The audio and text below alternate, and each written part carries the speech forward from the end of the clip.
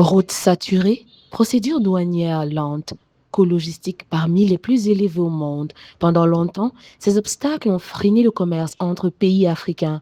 Aujourd'hui, la ZLECAf veut inverser cette tendance. L'objectif, permettre aux économies africaines de commercer davantage entre elles, réduire la dépendance aux importations extérieures et développer des chaînes de valeur régionales. Selon plusieurs institutions africaines, le commerce intra-africain pourrait dépasser les 230 milliards de dollars dans les prochaines années grâce à l'accélération de l'accord continental.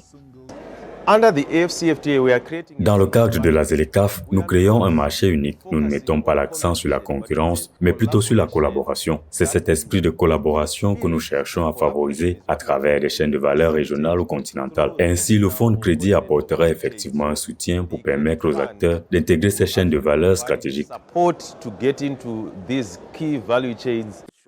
Pour accompagner cette transformation, Afreximbank déploie plusieurs instruments financiers et logistiques.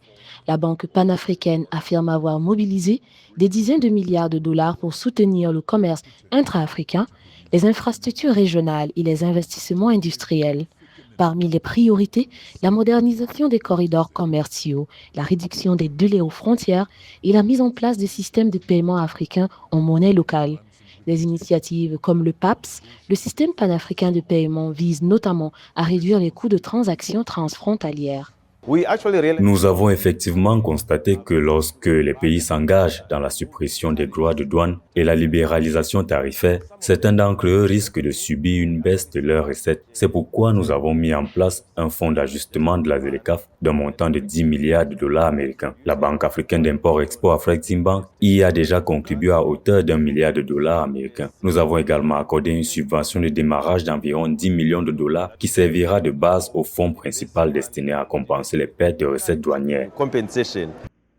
Autre enjeu majeur, l'industrialisation du continent. La ZLECAf ne vise pas seulement à augmenter les échanges commerciaux, elle ambitionne aussi de transformer localement les matières premières africaines. Automobiles, agro-industrie, textile, industrie culturelle ou encore transformation minière, plusieurs secteurs sont identifiés comme stratégiques pour créer davantage de valeur ajoutée sur le continent. Les grandes rencontres économiques africaines comme la foire commerciale intra-africaine, organisée à Alger en 2025, illustrent cette dynamique. L'événement a permis de générer plusieurs dizaines de milliards de dollars d'accords commerciaux et d'investissements.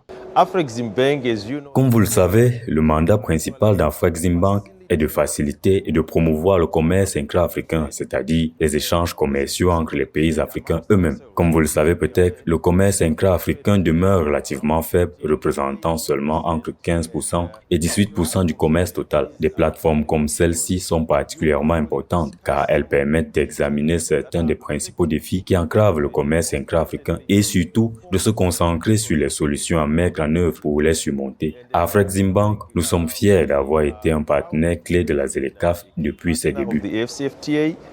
La réussite de la ZLECAf dépendra désormais de la capacité des États africains à transformer les engagements politiques en résultats concrets sur le terrain. Une intégration économique africaine qui pourrait redéfinir durablement les équilibres commerciaux du continent et sa place dans l'économie mondiale.